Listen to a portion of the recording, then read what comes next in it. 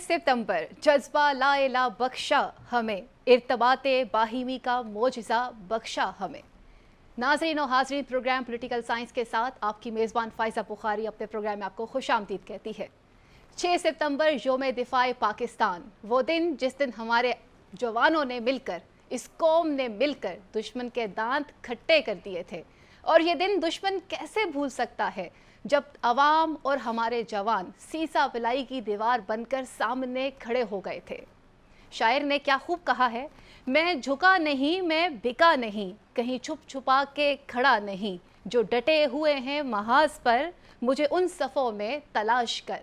हमारे बहादुर बेटों को आज इस पूरी कौम की जानिब से, टैलेंट न्यूज़ की जानिब से हम सलाम पेश करते हैं और हमें इस बात पे फ़ख्र है कि हमारा ताल्लुक़ एक ऐसी कौम से है कि जहाँ पर ऐसे बहादुर बेटे पाए जाते हैं। हमारी माएँ, हमारी बहनें और हम सब अपने बहादुर जवानों पर फ़ख्र महसूस करते हैं। ए राए हक़ के शहीदों, वफ़ा की तस्वीरों, तुम्हें वतन की हवाएं सलाम कहती हैं। ये ऐसे जज्बे हैं कि जिससे ये पूरी कौम सरशार है और ये कौम हमेशा अपने वतन की सलामती की खातिर लब्बैक कहने के लिए तैयार रहती है और हमेशा दुश्मन मुंह की खाकर वापस जाता है। चाहे वो 1965 की जंग हो, चाहे वो रात में छुप कर रात की तारीकी का सहारा लेकर हमारे मुल्क पर हमला करना हो, या चाहे वो दिन दिहाड़े आकर इस मुल्क में दहशत गर्दी करना हो, हर तरफ से दुश्मन ने हमेशा मुंह की खाई है।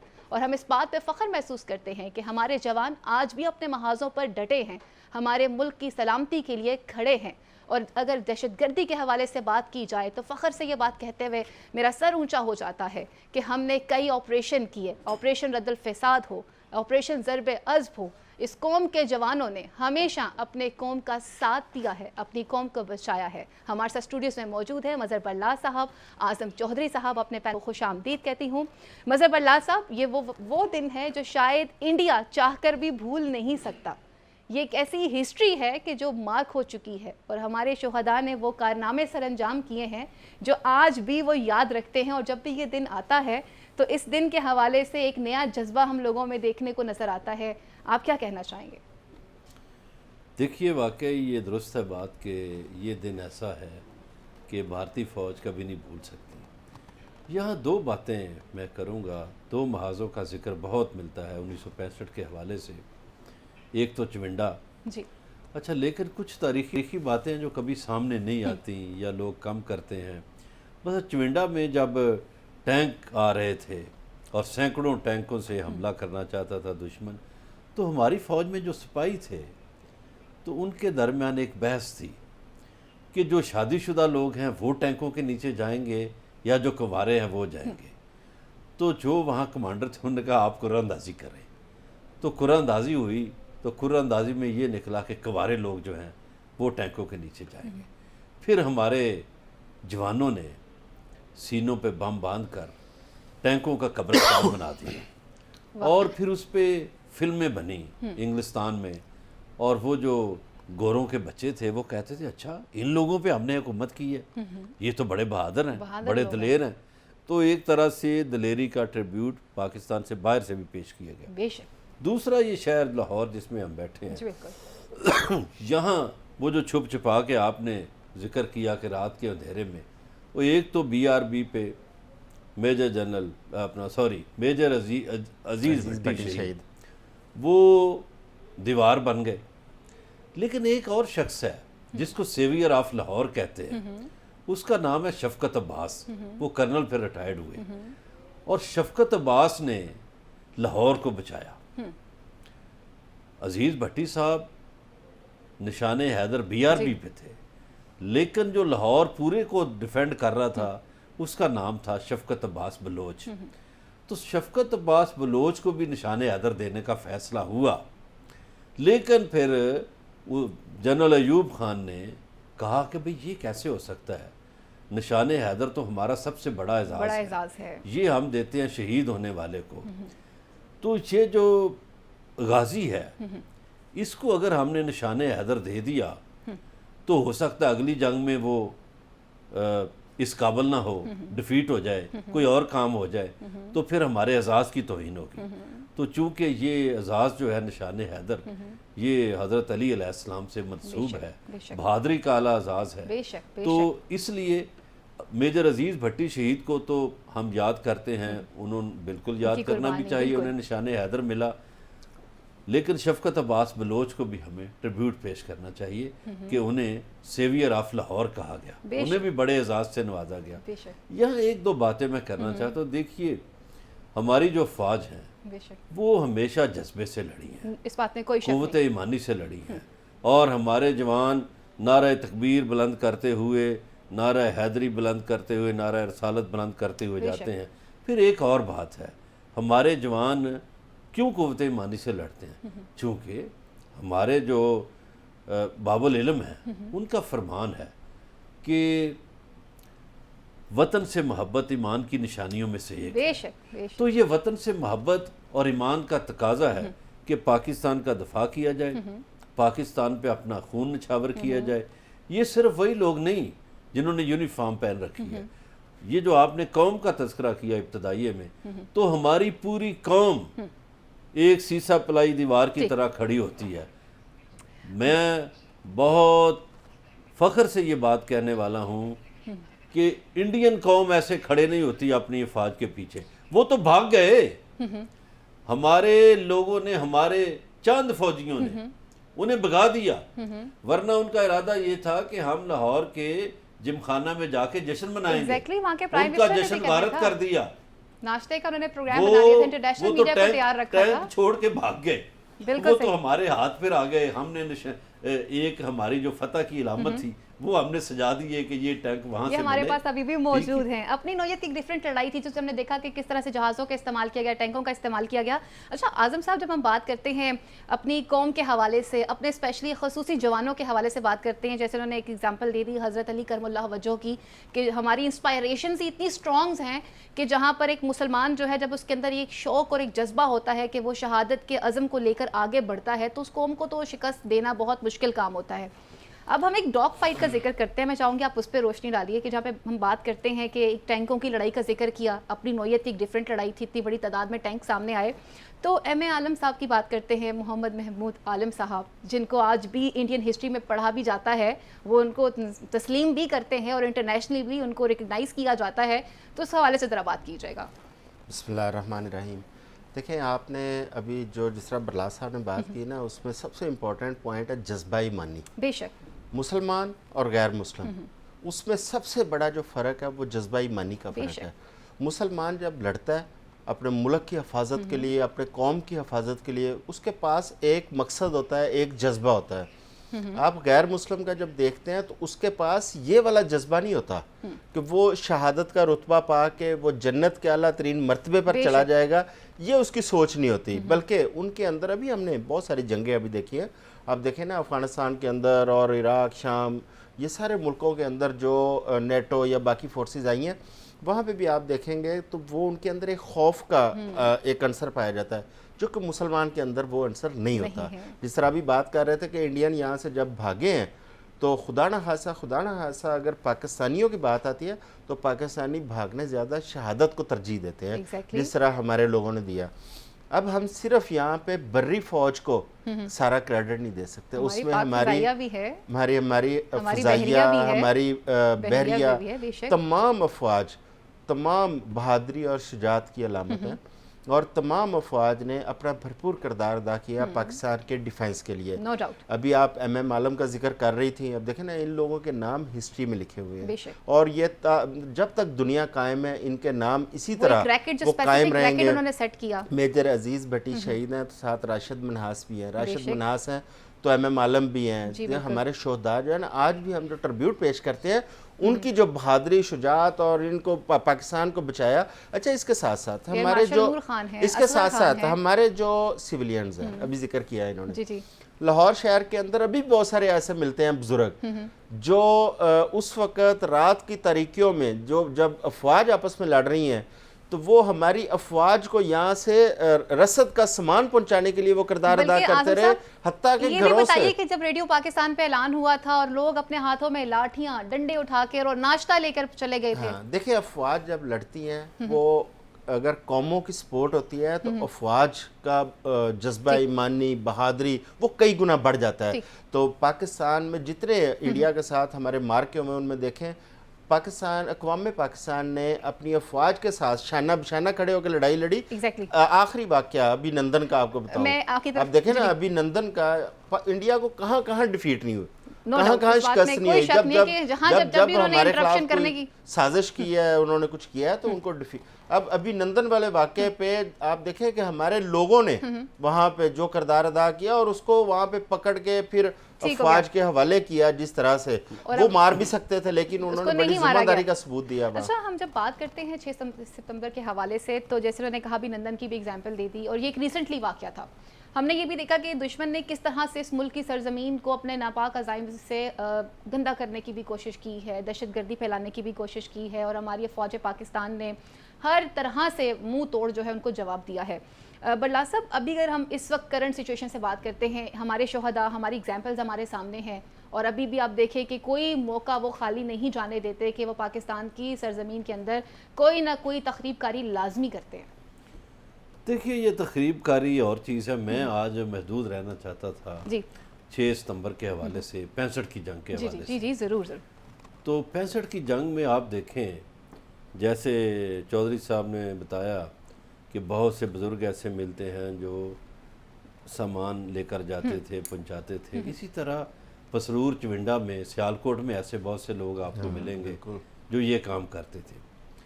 ریڈیو پاکستان کا آپ نے حوالہ دیا. جی بالکل. دیکھیے, اس دور میں جو شاعری ہوئی, جو جنگی ترانے لکھے گئے, اور پھر میڈم نور جہاں کی آواز, اور ہمارے دوسرے جو گلوکار تھے انہوں نے کیا شان سے, وہ استاد امانت علی خان نے بھی کیا ترانے گائے. تو ہمارے بہت سے گلوکاروں نے ایسے ایسے ترانے گائے کہ محاذ پہ لڑنے والے جذباتی ہو گئے, اور ہمارے لکھنے والوں نے بھی, شاعروں نے بھی کمال کر دیا. اس وقت ہماری قوم اور فوج ایک نظر آئی. اب بدقسمتی یہ ہوئی, جس طرف ہمیں لے جانا چاہتی ہیں حالیہ صورتحال میں. دیکھیے, ہمیں یہ بات کہتے ہوئے بالکل حقائق کو نظر انداز نہیں کرنا چاہیے کہ اس کے بعد یہ ہوا کہ ہمارے ہاں سے بہت سے لوگ ایسے مل گئے جنہوں نے, جو دشمن کے فیسیلیٹیٹر بنے ہماری قوم میں سے.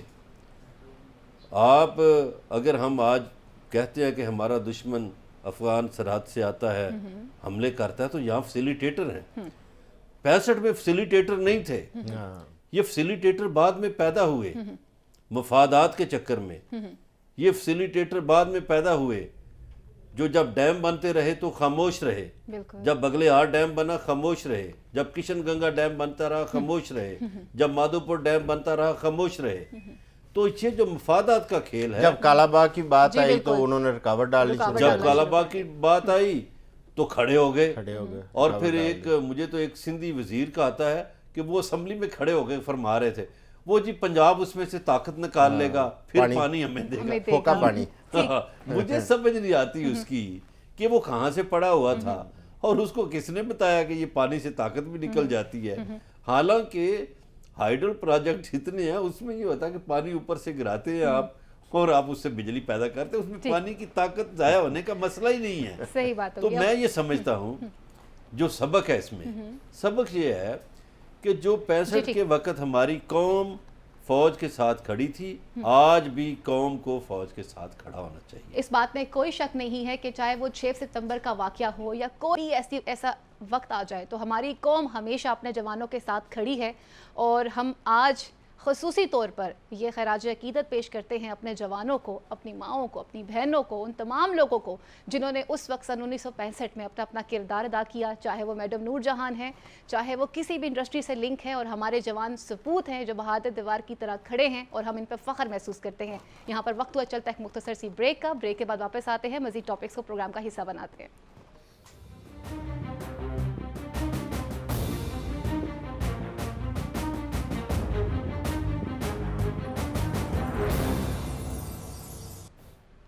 ویلکم بیک ناظرین. ریلیف ملے گا مگر براہ مہربانی تھوڑا انتظار کیجئے. یہ میں نہیں کہہ رہی, نگران حکومت کہہ رہی ہے. ایک جانب پر اگر دیکھا جائے تو یہ کہتے ہیں کہ ہم نے تو کریک ڈاؤن سٹارٹ کر دیا ہے، خواہ وہ بجلی کے لیے کریک ڈاؤن ہو یا وہ مہنگائی کے خلاف ہو، چینی کے خلاف ہو، کسی بھی چیز کے خلاف ہو، کریک ڈاؤنز پہ کریک ڈاؤنز تو کیے جا رہے ہیں، میٹنگز بھی کی جا رہی ہیں، لیکن افسوس سے کہنا پڑتا ہے کہ ان کے نتائج کہیں پہ بھی نظر نہیں آ رہے۔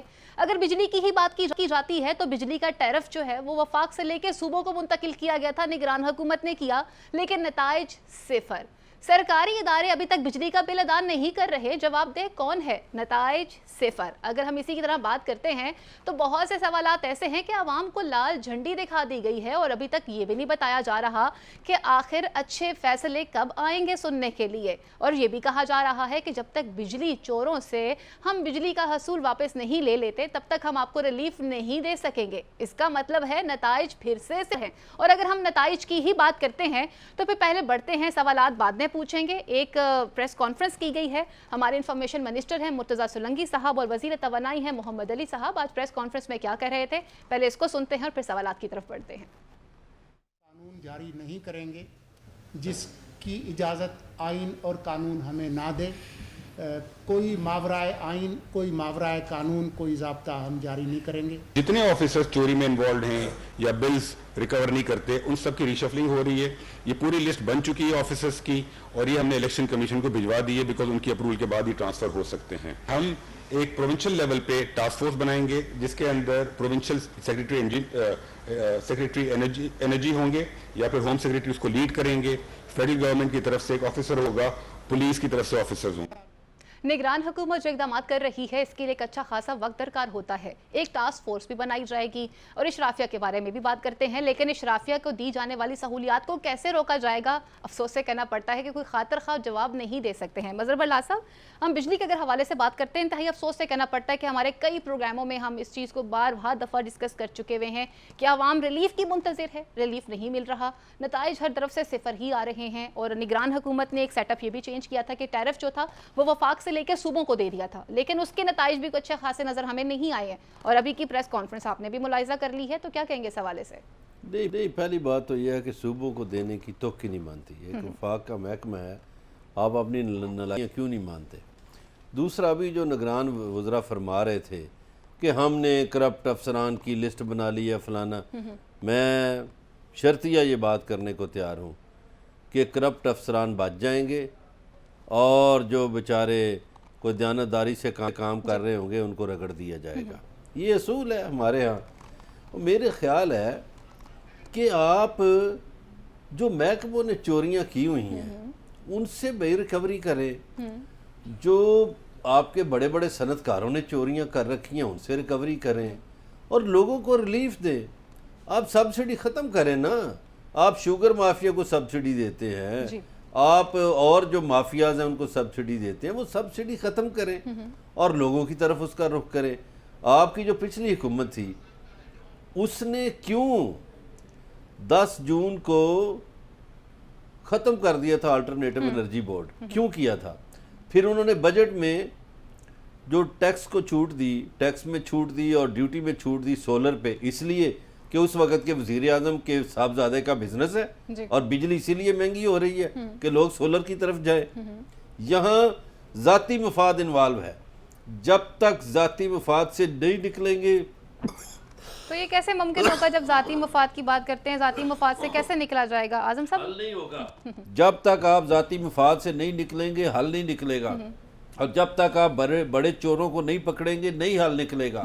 آپ ریلیف دیں لوگوں کو، آپ کیوں لوگوں پہ ٹیکسوں کا بوجھ ڈالتے ہیں؟ ریلیف یہاں پہ ملتا نہیں، آپ بجلی چوری، جو بجلی آپ نے استعمال نہیں کی اس کا بل آپ کیوں دیں؟ جو بجلی اعظم چودھری صاحب نے استعمال نہیں کی اس کا بل کیوں دیں؟ تو جو 34 کروڑ یونٹ ہیں سالانہ وہ کس کے کھاتے میں جائیں گے؟ بھئی جو چوری کرتا ہے اس کے کھاتے میں جائے نا۔ اس کا جواب تو کوئی دے ہی نہیں رہا۔ اچھا اعظم صاحب، اگر ہم بات کرتے ہیں بجلی کے حوالے سے، دیکھیں ہم نے دیکھا بھی کم ٹاسک فورس بنا رہے ہیں، اس طرح کے اقدامات کیے جائیں گے، پریس بریفنگ کی حد تک یا پوائنٹ سکورنگ کی حد تک چیزیں تو بہت ٹھیک رہی ہیں۔ اس سے پہلے ماضی میں بھی ہم نے دیکھا تھا کئی اس طرح کی مہم سٹارٹ کی گئی، اعلانات کیے گئے، اشتہارات چلائے گئے کہ جی ہم بجلی چوروں کے خلاف یہ کریں گے، انعامات بھی رکھے گئے، تب بھی روک تھام نہیں ہوئی اور اب بھی نہیں ہے۔ اگر آپ نے جواب لینا ہے تو ٹوکنا نہیں ہے۔ جی پلیز پلیز۔ دیکھیں اس وقت حکومت 2-3 چیزیں جو نظر آ رہی ہے، آئی ایم ایف کے ساتھ گفتگو کی، اس کے بعد آپ نے ٹاسک فورس کا اعلان کر دیا۔ یہ چیزیں ہیں جو نہ ہونے والے کام، یہ ممکنات میں اس میں نہیں ہے. دیکھیں آئی ایم ایف نے آپ کو کہہ دیا کہ 16 ارب روپے کا جو آپ پہ اضافی بوجھ پڑے گا آپ اس کو کیسے سیٹل کریں گے، وہ آپ کے پاس کوئی فارمولہ نہیں ہے. ٹاسک فورس ماضی میں بہت بن چکی ہیں، کوئی حل نہیں ہے. ہم بیٹھ کے صرف تنقید کر رہے ہیں جو کہ ہماری ذمہ داری بھی ہے، لیکن میرا خیال ہے کہ اس وقت ملک جن حالات سے گزر رہا ہے بحیثیت قوم ہمیں اس میں اپنا رول پلے کرنے کی ضرورت ہے.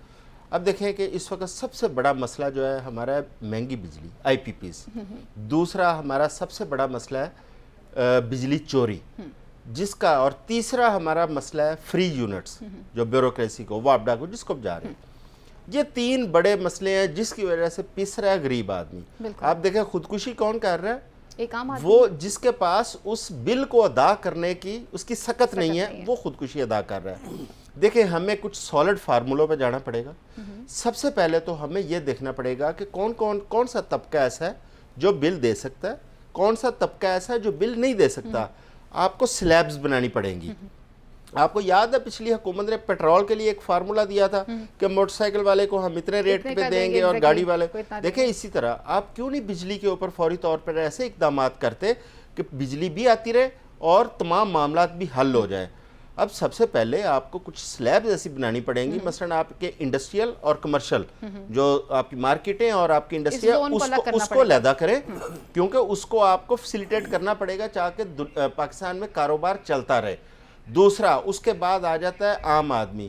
آپ کیوں نہیں اس کو مختلف اس میں سلیبز میں لے کے آتے؟ مثلا 2 کنال والا ہے جس کا گھر، اس کے لیے آپ یونٹ پرائس اور لے لیں، ایک 10 مرلے سے 1 کنال کی یونٹ پرائس اور لے لیں، اور جو سب سے نچلا طبقہ آپ 9 مرلے سے نیچے آ جائیں اس کو بے شک 2 پورشن میں تقسیم کریں.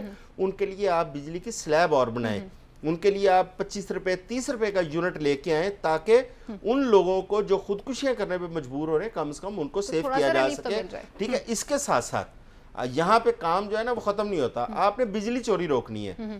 یہ کہتے ہیں کہ ہم نے ٹاسک فورس بنائی. بجلی کے محکمے کو کون ڈیل کرتا ہے؟ فیڈرل محکمہ، اور اس کو ایف آئی اے ڈیل کرتی ہے.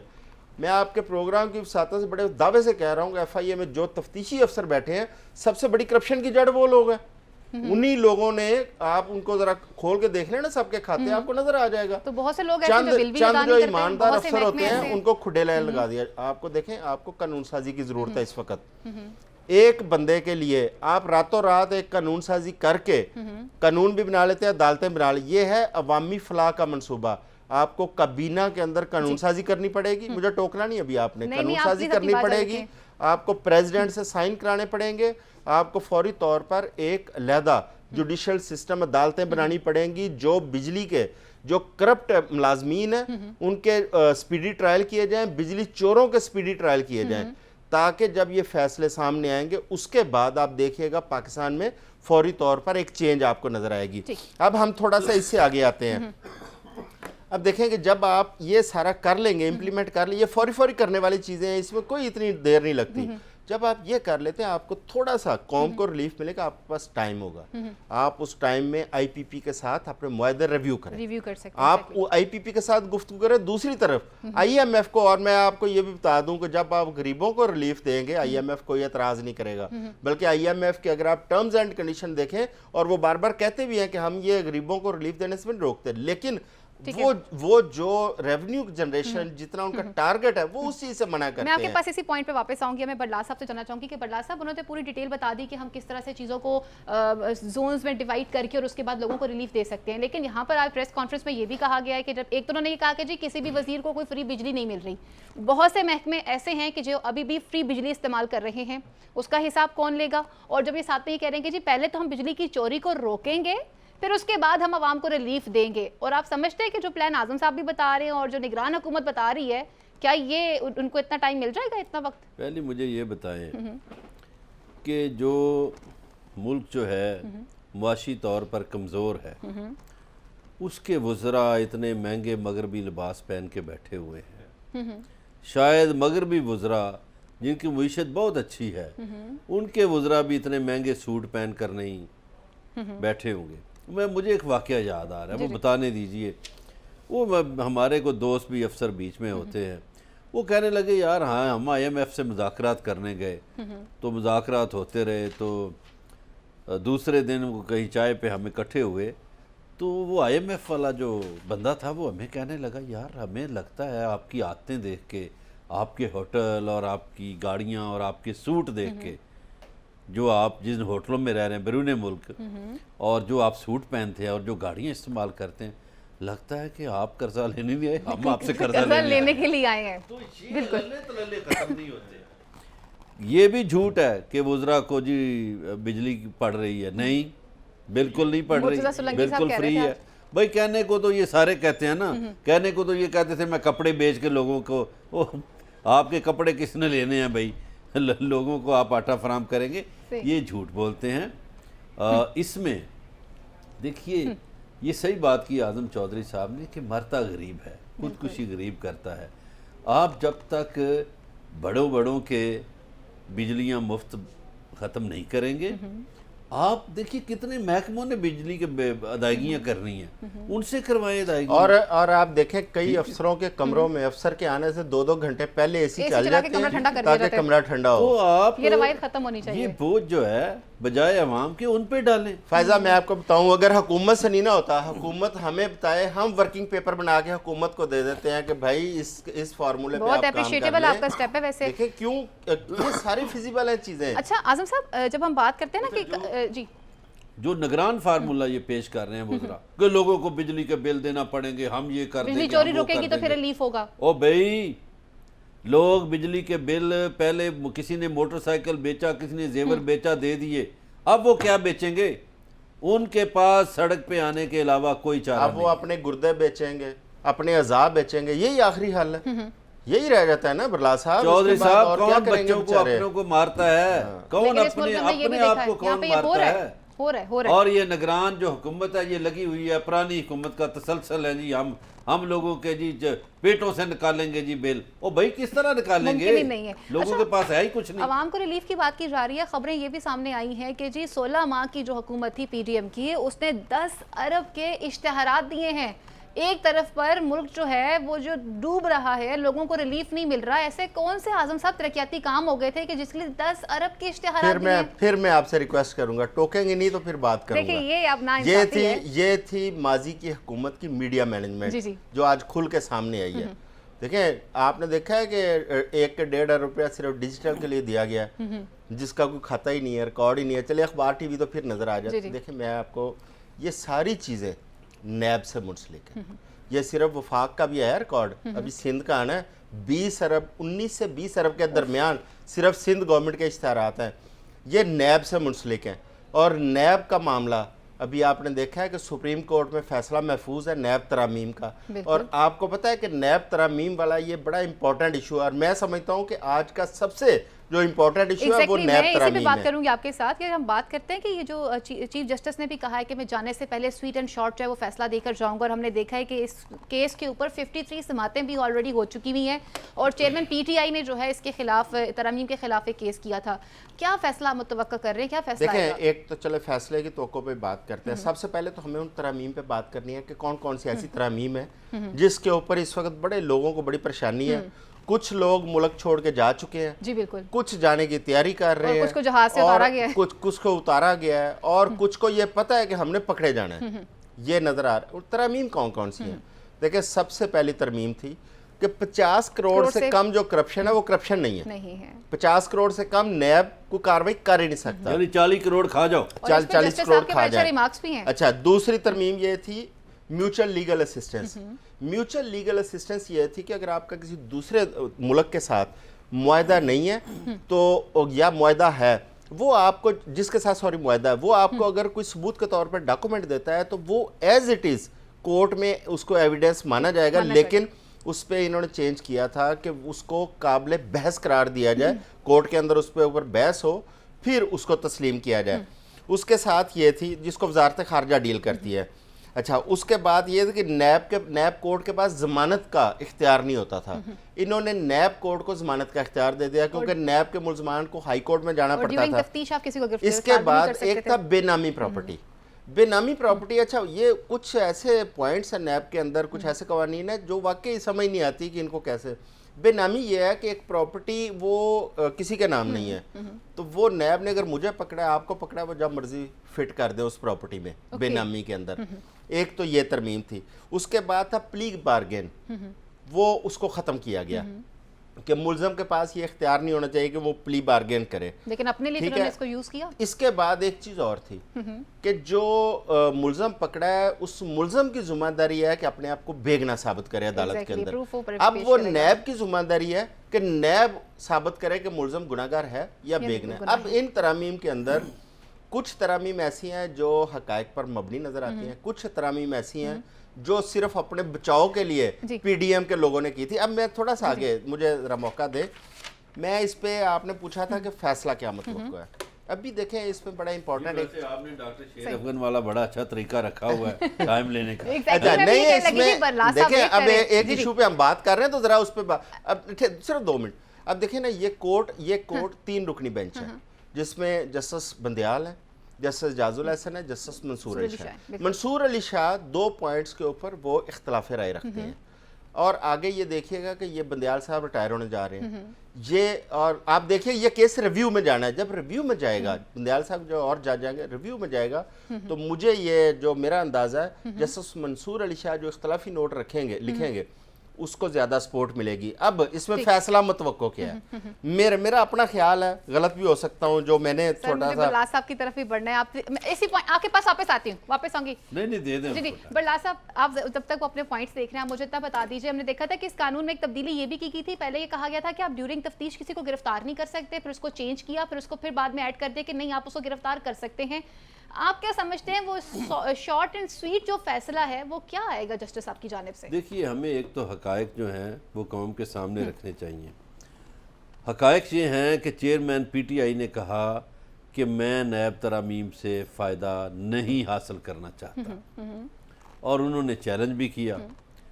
दूसरा जो स्वीट एंड शॉर्ट फैसला है, शॉर्ट फैसला है, वो कौम की उमंगों के मुताबिक होगा। कौम क्या चाहती है, आप देखिए, मैं पाकिस्तानी कौम का एक फ़र्द होते हुए मुझे दुख हुआ है। ये जो अभी फिगर्स आपने बताया ना, जो मीडिया को पैसा दिया गया, 20 अरब और 10 अरब और फलाने अरब, एक ऐसा मुल्क जिसकी मईशत डगमगा रही है, जिसकी मईशत की कश्ती हचकोले खा रही है दरिया में, आप अपनी पब्लिसिटी के लिए, आप अपनी तशहीरी मुहिम के लिए इतने पैसे लगा रहे हैं, और आप लोगों की खुदकुशियों के मनाजर देख रहे हैं। Exactly. ये पैसा आप सब्सिडी नहीं दे सकते थे गरीबों को? क्या आपकी तस्वीरें बड़ी जरूरी थी या कि ऐसे आपकी कौन से तरह के शक्लें ऐसी लोगों ने काम थे देखनी जिसकी है? advertisement लोग इतनी आपकी जरूरी थी? शक्लें नहीं देखना चाहते। आप अरबों रुपया लगाएं, खरबों लगाएं, और सरकारी इनकी अब्बाजी का पैसा है कि ये अपनी तशहीर कराते हैं। मैं तो इस बात के भी खिलाफ हूँ कि ये जो मुख्तलिफ शहरों में फलां कॉलेज उसके नाम है, फलां पार्क उसके नाम है, वो यार इन्होंने ये अपने अब्बा जी की जायदाद से बनाया है। पाकिस्तान के हीरोज का नाम होना चाहिए इस ठीक कह पे, रहे हैं। इनके नाम नहीं होने चाहिए। ये तो चोर चक्के हैं, इन्होंने इस मुल्क को लूटा, यहाँ से पैसा लूट के बाहर जायदादें बनाई। वो पैसा लाए ना, अगर ये कौम के हमदर्द हैं। बड़ा दुख है, बड़ी पीड़ इन्हों पैंदी है कौम दी, अगर सिंध में जो ये पैसा लाए सिंध में जो और इश्तिहारात कौम पे जारी हुए खर्च थे ना, करें। सिंध ये में- दोनों खानदान लाए ना पैसा, और इनके हवारी और जितने हैं जब वो पैसा लंदन में क्यों इनसे नहीं पूछा लाते? जाता है तो ये कहते हैं ये वो जगह ही नहीं यहाँ पर ये बात की जाए। जब नहीं, लंदन में पैसा मैं- लाए ना, यहाँ से लूट के ले गए हैं। कोई इनके अब्बा जी ने नहीं कमाया था, यहाँ सरकारी इदारों से इन्होंने लूट मार की और ले गए। वो अब लाए, इस मुल्क को जरूरत है। मैं तो अपने इदारों से भी कहता हूँ कि इनको पकड़े ठीक है। और इन्हें कहे लाए पैसा हमारे मुल्क बिल्कुल का। आना यहाँ चाहिए, मुझे एक ब्रेक बिल्कुल लेनी आना है। ब्रेक चाहिए। के बाद वापस आएंगे, मजीद इश्यूज प्रोग्राम का हिस्सा भी बनाएंगे। और जाते थे ये भी बताती चलूँ कि कल हमने जब प्रोग्राम में अदलिया के हवाले से बात की थी, नोटिस की बात की थी, तो आज एक नोटिस भी जारी हो गया चीफ कमिश्नर इस्लामाबाद को। और परवेज इलाही साहब ने भी कह दिया जी कोई प्रेस कॉन्फ्रेंस नहीं करूंगा। बाकी बातें ब्रेक के बाद।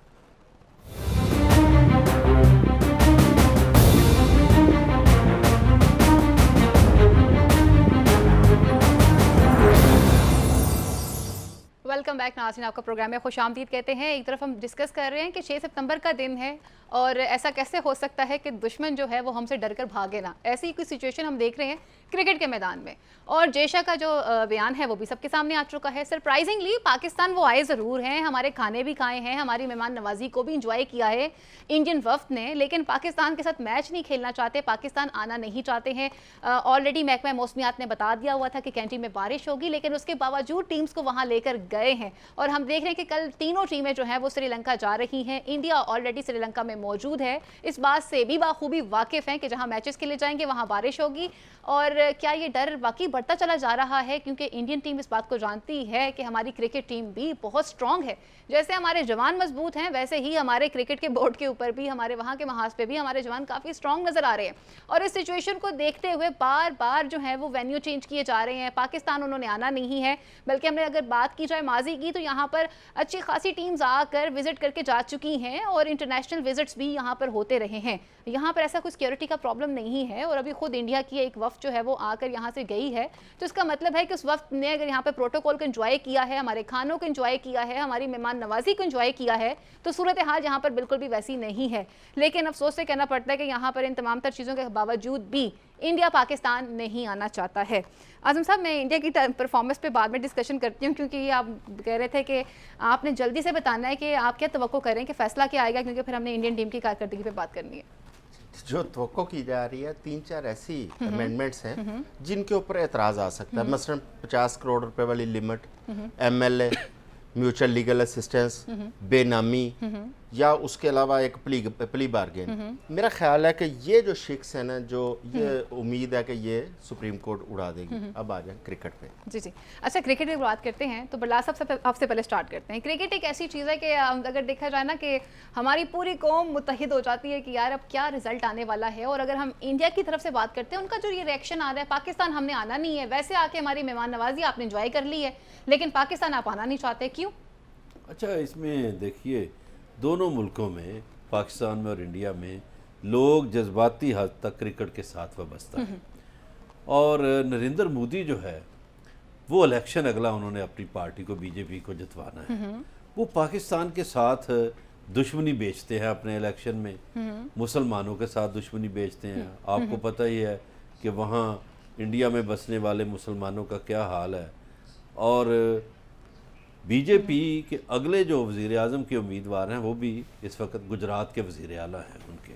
वो मेरा ख्याल है कट्टर हिंदू को किसी को लाएंगे, तो ये एक हिंदुआना चाल है उनकी। वो पाकिस्तान से इसलिए, हालांकि पाकिस्तान में कोई मसला नहीं, पाकिस्तान में मैच भी हो सकते हैं, वो तो पहले भाग रहे थे।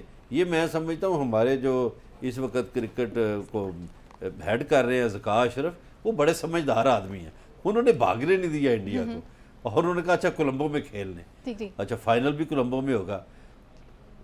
क्रिकेटर हमारे ज़्यादा ताकतवर, क्रिकेट बोर्ड हमारा ज़्यादा समझदार, लेकिन वहाँ सियासत इन्वॉल्व है। वो ये सारे इंडियन क्रिकेट बोर्ड के पीछे मोदी खड़ा है, बीजेपी की सियासत खड़ी है। बीजेपी नहीं चाहती, चूँकि उन्होंने पाकिस्तान मुखालिफ पॉलिसी बेचनी है, पाकिस्तान मुखालिफ चीज़ें बेचनी है, और मुसलमान दुश्मनी बेचनी है, इलेक्शन भी तो जीतना है ना। इसलिए वो इंडियन क्रिकेट बोर्ड जो है, मेरा ख्याल है वो आज़ाद नहीं है, वो मोदी के कंट्रोल में है, और जो मोदी कहता है वही होता है। या अजीत कुमार दोवल जो कहेगा वही जो इंडियन क्रिकेट बोर्ड वही करेगा। ठीक है, अगर हम इंडियन क्रिकेट बोर्ड की बात कर रहे हैं तो उससे पहले एक शॉट है, वो देखते हैं। राजीव शुक्ला साहब पाकिस्तान आए थे और वो क्या कह के गए, इसको सुनते हैं, फिर आजम साहब की तरफ बढ़ते हैं। राजीव शुक्ला साहब ये कह रहे हैं कि उन्होंने हमारे सम्मान में हमें डिनर भी करवाया, हमें इज्जत भी दी, और हमारी ये डिमांड है कि हम चाहते हैं कि ताल्लुकात ठीक हों। आजम साहब, अमन की आशा हो, इस तरह की कई चीज़ें हमने सुनी हैं, और हमेशा पाकिस्तान ने ही पहल की है दोस्ती के लिए। और अगर क्रिकेटर्स की बात की जाती है तो हर क्रिकेटर जो है वो एक अमन का सफ़ीर होता है, उसका पॉलिटिकल चीज़ों से कोई लेना देना नहीं होता है। जैसे एक फ़नकार जो है वो कभी आप डिवाइड नहीं कर सकते, इसी तरह से आप इनको डिवाइड नहीं कर सकते हैं। लेकिन ये जो इंडिया का रिएक्शन आ रहा है, वो वाकई में जानते हैं ना कि अब हम हार जाएंगे पाकिस्तान से। देखें, एक तो मैच हार जीत, चले वो तो एक बात की बात है, ये एक स्पोर्ट्स है, इसको स्पोर्ट्स को इस तरह लेना नहीं चाहिए, हार जीत और वो कोई।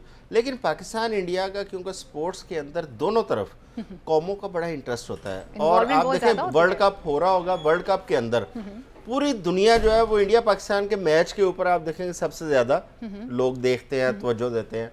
کیونکہ دونوں طرف سے لوگ جذباتی ہوتے ہیں اور کراؤڈ بھی اس میں بڑا سپورٹ کرتے ہیں. لیکن اس میں پرابلم یہ ہے کہ کرکٹ جو کہ دوستی بڑھاتی ہے, جو تعلقات کو فروغ دیتی ہے, لیکن اس کے اندر انڈیا کی جو سیاست ہے وہ آڑے آ رہی ہے.